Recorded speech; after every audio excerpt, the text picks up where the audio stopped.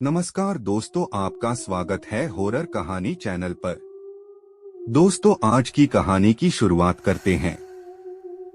कृष्णा नगर एक ऐसा गांव जो अपने भव्य पुराने महलों और विरासत के लिए प्रसिद्ध था। परंतु यहाँ की सबसे प्रसिद्ध और खौफनाक जगह थी अभिशप्त हवेली। यह हवेली बरसों से वीरान पड़ी थी और लोगों का कहना था कि इसमें कई लोगों ने अपनी जान गंवाई थी।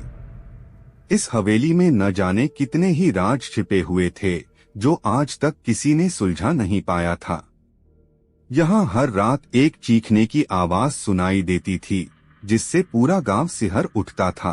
कहानी तब शुरू होती है जब एक नवविवाहित जोड़ा समीर और अंजलि गांव में रहने के लिए आता है और इस हवेली के बारे में सुनकर जिज्ञासा के चलते वहां जाने का निर्णय करता है। समीर और अंजलि ने गांव के लोगों से हवेली के बारे में बहुत सी कहानियां सुनी। कुछ लोगों का कहना था कि हवेली में एक राजकुमारी की आत्मा भटकती है जिसने किसी कारणवश अपनी जान ले ली थी। अन्य लोग कहते थे कि वहां एक परिवार को जिंदा जला दिया गया था और उनकी आत्माएं अभी भी वहां शांति की तलाश में भटक रही हैं। समीर और अंजलि ने इन कहानियों को ज्यादा गंभीरता से नहीं लिया और सोचा कि ये केवल लोगों के मन का भ्रम है। एक दिन समीर ने अंजलि से कहा, क्यों न हम उस हवेली को खुद जाकर देखें।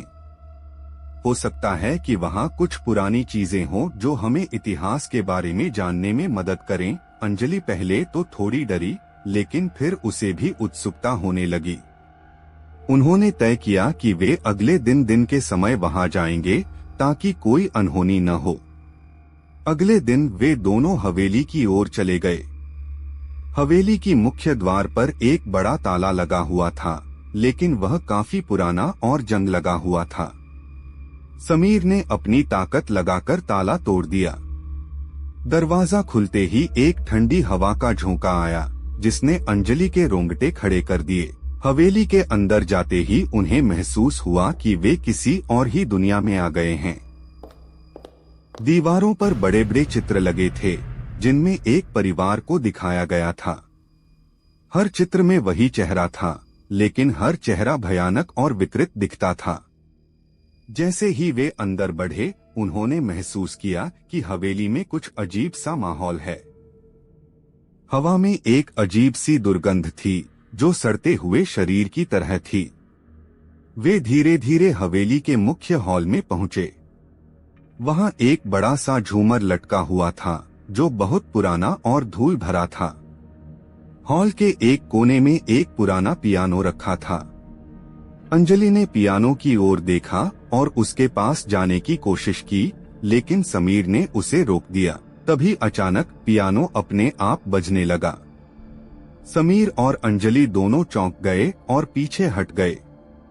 पियानो से एक पुरानी धुन निकल रही थी जो दिल को छू लेने वाली थी, लेकिन उसके साथ ही डरावनी भी।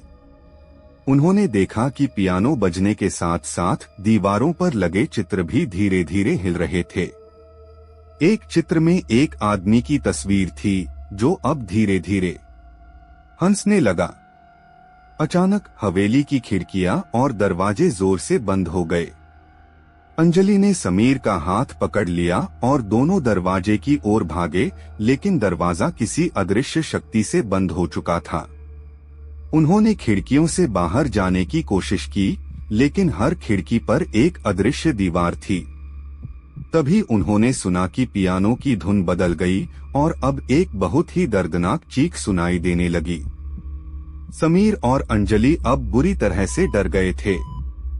उन्होंने देखा कि हॉल के बीचों बीच एक पुराना दर्पण रखा हुआ था। दर्पण में उन्होंने अपने आप को नहीं बल्कि कुछ और ही देखा। दर्पण में एक खूबसूरत राजकुमारी दिखाई दी जिसकी आंखों में दर्द और दुख झलक रहा था। वह धीरे धीरे मुस्कुराई और उसके चेहरे पर एक खौफनाक परिवर्तन हुआ। समीर ने अंजलि को दर्पण से हटने के लिए कहा, लेकिन अंजलि मानो सम्मोहित हो गई थी। तभी दर्पण के अंदर से एक धुआं सा निकला और उसने अंजलि को अपने में समा लिया। समीर ने उसे खींचने की कोशिश की, लेकिन वह धुआं बहुत ताकतवर था।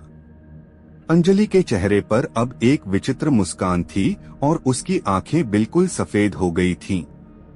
समीर ने अपनी पूरी ताकत लगाकर अंजलि को धुआं से खींचने की कोशिश की, लेकिन वह बेबस था। तभी उसने दर्पण के अंदर एक औरत को देखा जो उसकी ओर इशारा कर रही थी। वह समझ गया कि यही राजकुमारी है।